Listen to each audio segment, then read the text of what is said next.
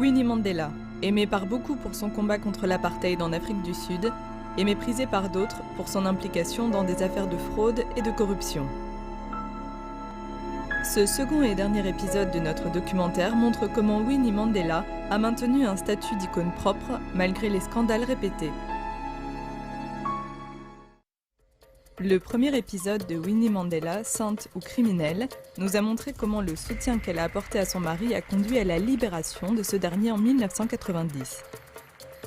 Dans ce second épisode, nous examinerons comment cette image héroïque a été ternie par les scandales et comment elle a miraculeusement réussi à les surmonter.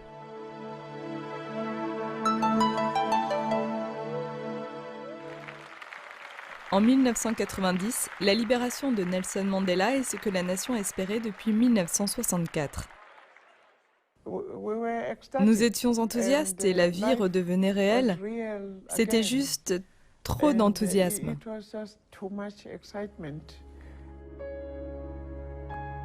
Mais pour Winnie, le bonheur est de courte durée. Ces fantômes du passé vont bientôt ressurgir. Il y a l'affaire du meurtre de Stompie Zempei, pour lequel elle est condamnée en 1991. Et on révèle que Winnie a été infidèle pendant l'incarcération de son mari. Les scandales de Winnie nuisent à la candidature de Nelson Mandela aux élections présidentielles de 1994. Il se sent contraint de se séparer d'elle en 1992. Nelson Mandela rend sa décision publique avec cette déclaration. Mon amour pour elle reste intact. Toutefois, compte tenu des tensions qui ont augmenté en raison de différends entre nous, sur un certain nombre de questions au cours de ces derniers mois, nous avons convenu qu'une séparation serait la meilleure chose pour nous deux. Les choses s'apaisent jusqu'en 1993, quand Winnie est élue présidente de la Ligue des femmes de l'ANC. Puis en 1994, Nelson Mandela est élu premier président noir d'Afrique du Sud. Que jamais, jamais, au grand jamais, ce beau pays ne subisse l'oppression de l'un par l'autre et ne souffre l'indignité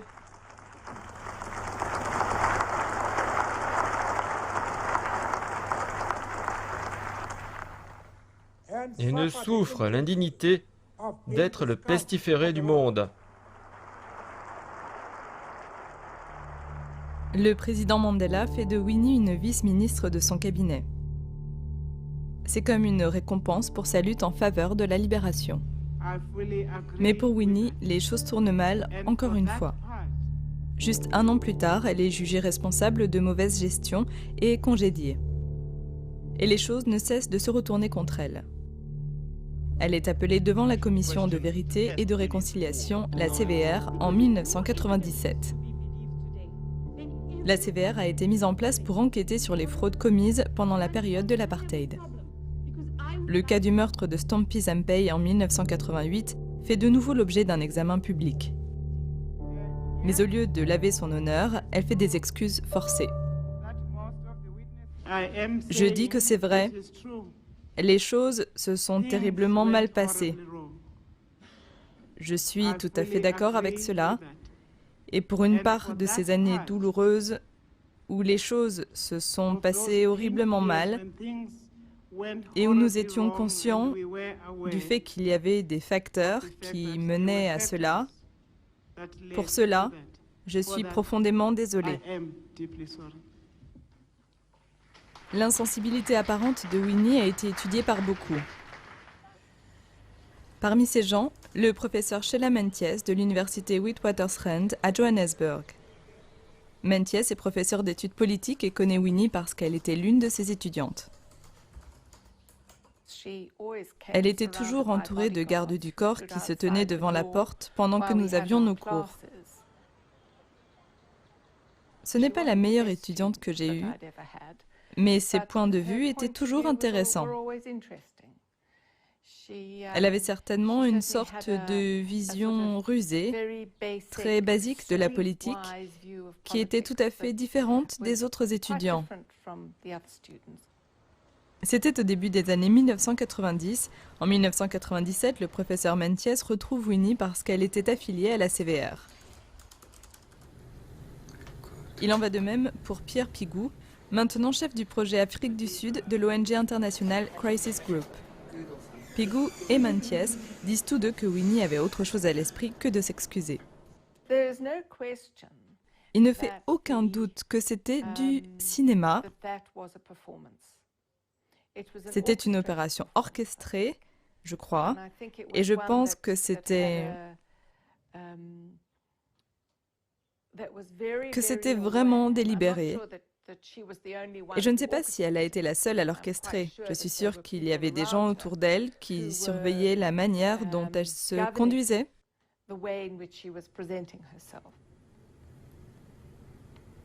Pigou affirme que Winnie considérait la CVR comme une campagne de dénigrement contre elle, parce qu'elle cherchait à obtenir un poste élevé au sein de l'ANC.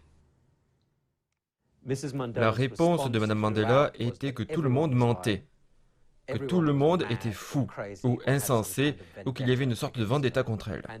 Et il y avait certainement des éléments à l'intérieur de l'ANC à ce stade, même si son ancien mari était président, qui étaient résolument contre le fait qu'elle puisse avancer dans cette course.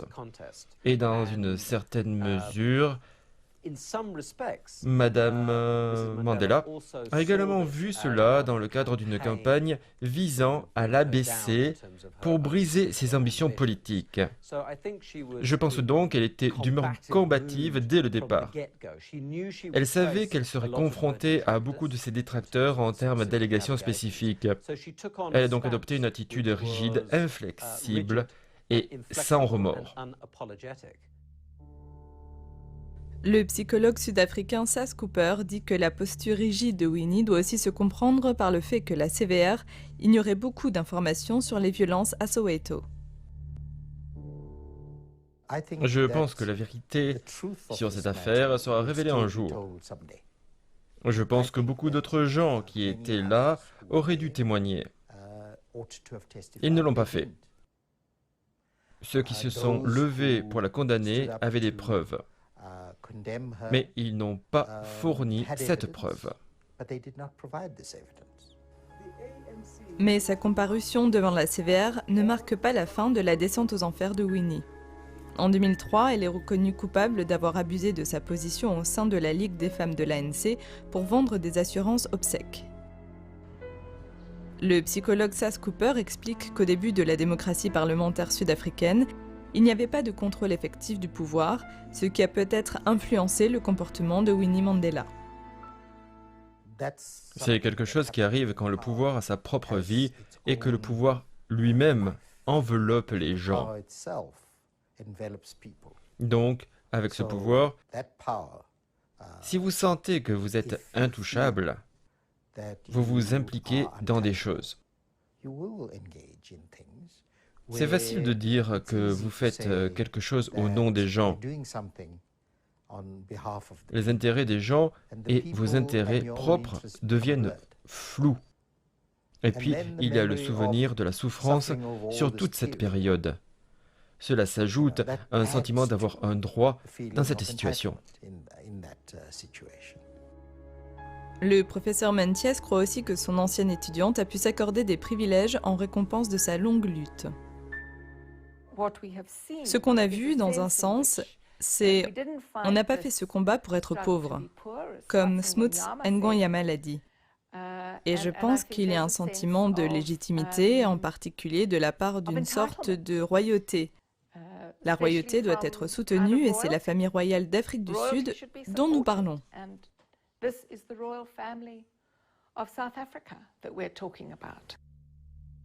Winnie quitte la Ligue des femmes de l'ANC.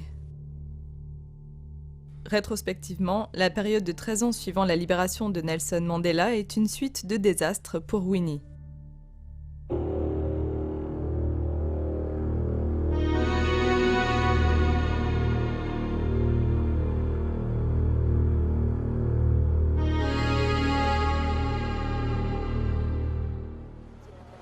Malgré tout, la vie dramatique de Winnie commence à attirer des artistes, des musiciens, des cinéastes et des créateurs de mode.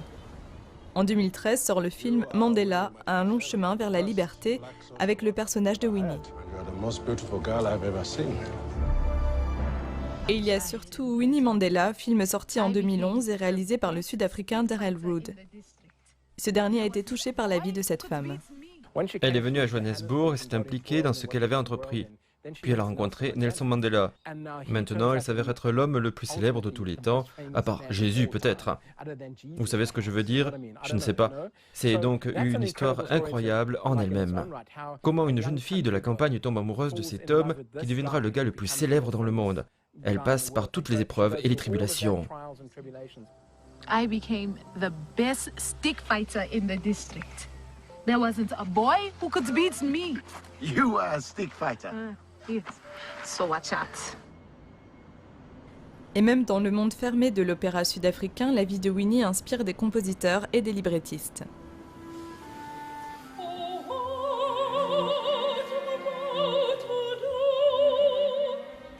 Bongani Ndodana-Bri est le compositeur de Winnie the Opera. Pour lui, la vie de cette femme a tous les éléments d'un opéra. Elle a enduré des tragédies et elle a vécu à travers certaines des périodes les plus cruciales de notre marche vers la libération. Pour moi, toute la vie qu'elle a menée est un tableau qui est très lyrique. Ce n'était donc pas une chose difficile pour moi de faire de sa vie un opéra.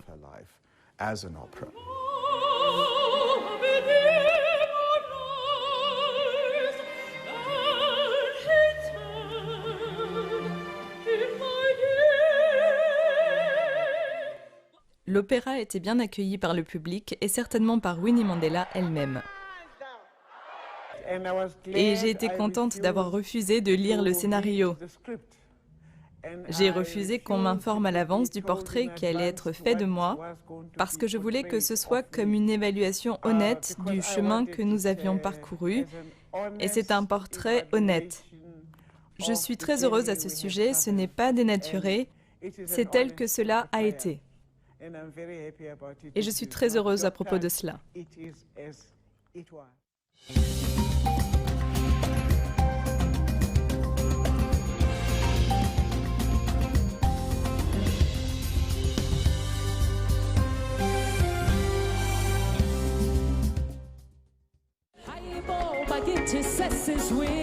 La vie de Winnie Mandela a inspiré une génération de musiciens.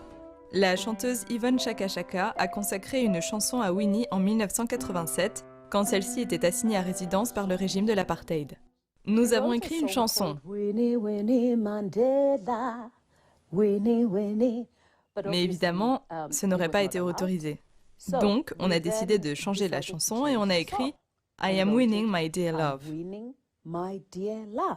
Ce qui était très intelligent parce que la chanson disait « Winnie, Winnie, my dear love, I'm winning, winning, winning, winning ». Mais quand je suis allée dans le stade pour chanter la chanson, c'était « Winnie, Winnie, Mandela, Winnie, Winnie ».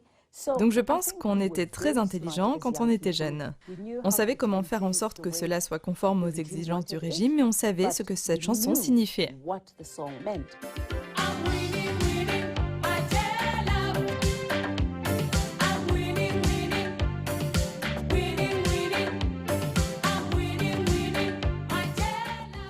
D'une manière ou d'une autre, la vie dramatique de Winnie gagne le respect. Et ce respect se reflète également dans l'iconographie. Il existe une ligne de vêtements appelée Winnie Mandela Signature Collection. Elle est conçue par le Sud-Africain Swanwabili Ndamase. Il a également conçu les chemises de Nelson Mandela. C'est une personne avec une âme intérieure qui ne s'habille pas pour être vue, mais qui s'habille pour faire une déclaration. Tout ce qu'elle met sur son corps est une déclaration en soi parce qu'elle a compris la culture des Africains.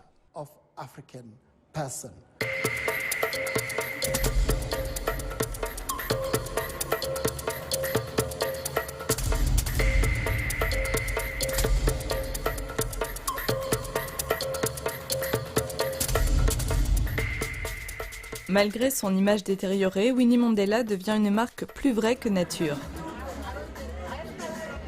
Et elle contribue à cela à Soweto en transformant la maison où elle vivait avec Nelson en musée. Et en ouvrant un restaurant à côté. Aujourd'hui, les bus y déversent une foule de touristes.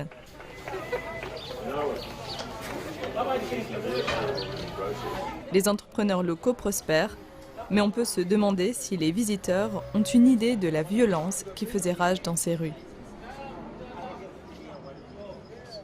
Quand on évoque les polémiques dont Winnie Mandela est l'objet, on voit que les Sud-Africains ne les ont pas oubliées. Quelle que soit leur classe sociale, ils s'en souviennent, mais montrent de l'indulgence. Je crois que tout le monde mérite une seconde chance. Je crois aussi au vivre et au laisser vivre. Donc, dans cet état d'esprit, oui. Pardonner est un mot un peu fort en ce qui me concerne. Dieu seul pardonne. Mais donnons-lui une chance. Laissons-la faire. C'est à elle de prouver qu'elle a raison ou tort, dans quel cas que ce soit. Si vous vous retrouviez dans de telles circonstances, ou si je me retrouvais dans de telles circonstances, je serais devenu quelqu'un de bien pire. Mais elle a pu, je pense, avoir tant de compassion pour les gens. Je pense qu'elle est sortie de ces expériences peut-être plus sage, je suppose, mais qu'elle en est sortie certainement plus forte. Cette femme a passé 27 ans sur la ligne de front à lutter pour la libération de son mari. Malgré tout ce qui s'est passé depuis, l'incident avec Stompy, les soi-disant amants, tout ça, on s'en fiche. L'important, c'est que sans Winnie Mandela, on ne se serait jamais assis dans ce jardin pour avoir cette conversation, je crois. Elle était la championne de la lutte pour la libération en Afrique du Sud. L'analyste sud-africain Pierre Pigou observe cette indulgence, mais pour lui, il y a autre chose. En Afrique du Sud, la majorité des gens préfèrent oublier le passé et vivre leur vie. Je suis étonné par cette notion de pardon. Je pense qu'en Afrique du Sud, il s'agit davantage de dérobade que de pardon. Je pense qu'il s'agit de ne pas s'engager et de se désengager au lieu de pardonner explicitement à quelqu'un. Selon le professeur Mentjes, Winnie a établi sa position pendant la lutte contre l'apartheid. Et dans les années qui ont suivi, elle a consolidé cette position en s'érigeant comme sauveuse des pauvres. Elle n'a jamais renoncé à sa parole critique. Par exemple, quand il y avait des problèmes et quand il y avait des morts, n'importe où dans les townships, la première personne à être sur place était Winnie Mandela. Tout haut, elle disait « Où sont les dirigeants de l'ANC? Où sont nos dirigeants? Ont-ils trop peur d'entrer dans les townships? Moi, me voici. » Elle disait donc déjà « Je suis une personne indépendante, je suis un leader indépendant et je veux me présenter ici en tant que leader. »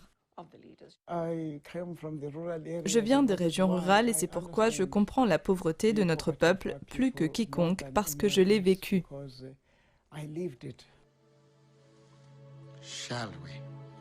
Et Winnie Mandela semble avoir du grain à moudre ces temps-ci.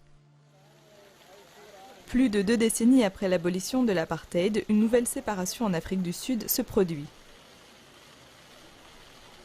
La séparation entre noirs et blancs s'est transformée en une séparation entre riches et pauvres.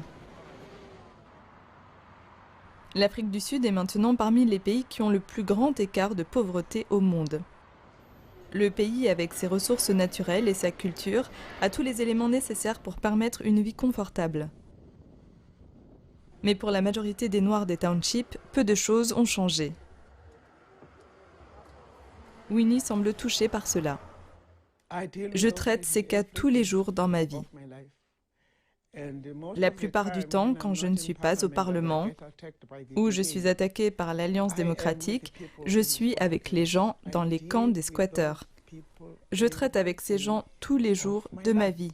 Il peut y avoir des changements ici et là qui sont admirables. Mais nous avons fait des progrès dans ce pays. Et notre plus grand problème, c'est la pauvreté de notre peuple. Winnie attire l'attention sur cela dans ses apparitions publiques, laissant entendre que le gouvernement de l'ANC a échoué. On peut avoir ces grandes politiques, on peut avoir une grande constitution, mais rien de tout cela ne se traduit pour lutter contre la pauvreté de notre peuple, et tant que les gens seront aussi pauvres, ce pays sera en difficulté. Il y a des incohérences. Il y a des manifestations pour l'eau, pour la fourniture des services, le logement. Nous avons un problème. Winnie soulève l'attention sur le sort de personnes comme Mamokeng Mate, qui a 61 ans et vit à Soweto. Parce que des gens vivent encore dans des cabanes. Il n'y a pas d'électricité, il n'y a pas d'eau, il n'y a pas de travail. Et Sintiswa Mkanazi, mère de 5 enfants, dit que pour elle, il est difficile de joindre les deux bouts. Et cela nourrit les frustrations envers l'ANC. On ne pensait pas que les choses prendraient cette tournure. Pourquoi? Comme elle le dit, ce sont des emplois misérables. Si vous trouvez un travail, c'est moins de salaire et plus d'heures. En fin de compte, une personne fait le travail de 3 pour un salaire. Monde Ndaba, 59 ans, est également déçu parce que les choses se sont seulement améliorées de moitié. L'éducation a changé. Ce qui est triste, c'est qu'il y a beaucoup de jeunes qualifiés. Ils ont des diplômes, mais aucun travail aujourd'hui. Cela annule le facteur éducatif. Quel est l'intérêt d'être formé quand vous ne pouvez pas utiliser votre formation? J'ai 2 nièces avec des diplômes. Ça fait des années et elles n'ont toujours pas d'emploi. Cette déception ressentie envers le gouvernement de l'ANC permet à Winnie Mandela de faire campagne pour les pauvres sur le terrain. Cela l'aide à redorer son image.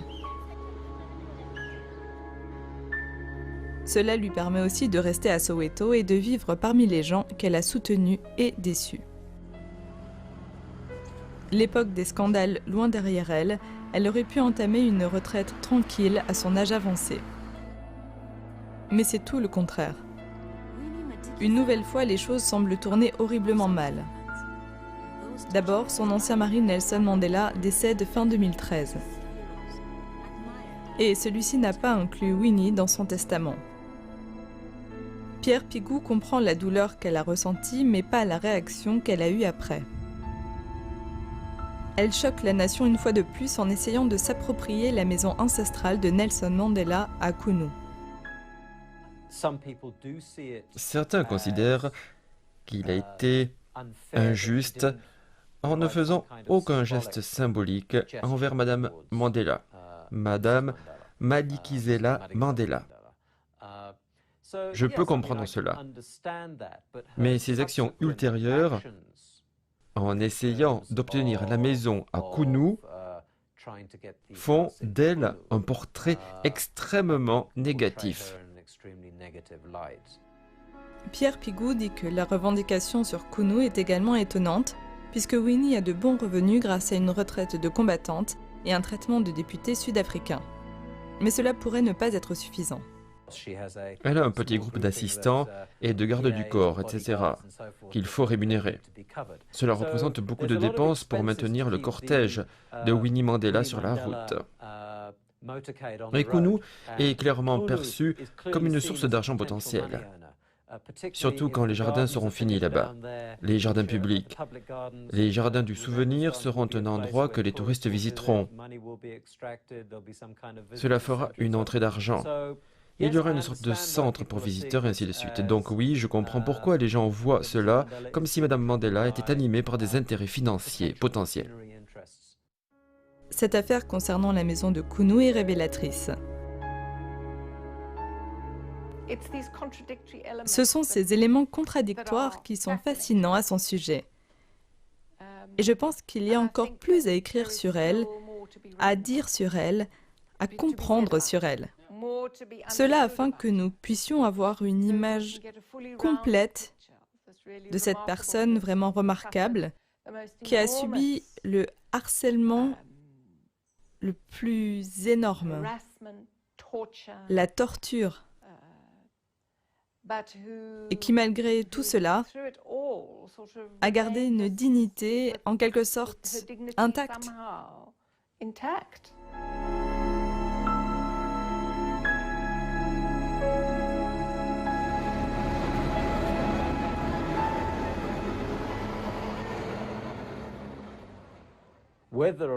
Va-t-elle se retirer à la campagne, passer tranquillement ses vieux jours? Cela semble peu probable, compte tenu de sa personnalité. Et je pense que les gens seront toujours intéressés par son opinion sur l'étendue des réalisations de l'ANC et sur les grandes luttes à mener. Elle critique le mouvement pour lequel elle a lutté et elle critique ce qui se passe au nom de l'organisation pour laquelle elle a donné sa vie.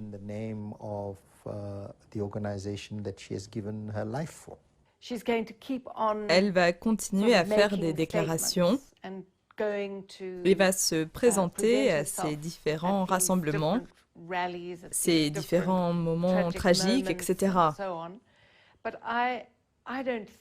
Mais je ne pense pas, je ne la vois pas devenir une figure de premier plan dans un gouvernement à l'avenir. Je pense que d'une certaine façon, on la pousse à la retraite et que ce n'est pas elle qui la prend réellement. Et Winnie elle-même, elle dit qu'elle est fière de sa vie, mais qu'elle n'est pas la seule mère de la nation.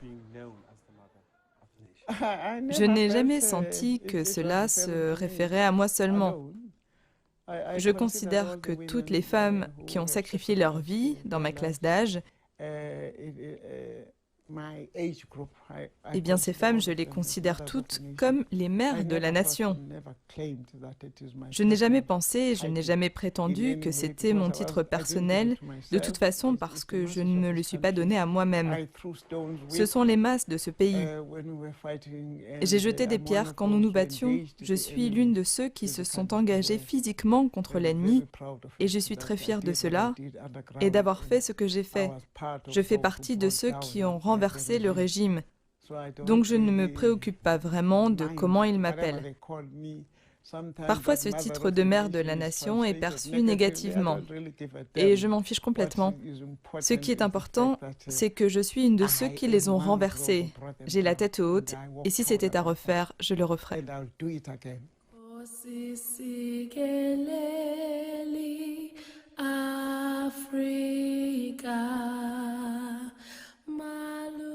Pour terminer, on peut conclure qu'il n'y a pas de réponse à cette question sur Winnie Mandela.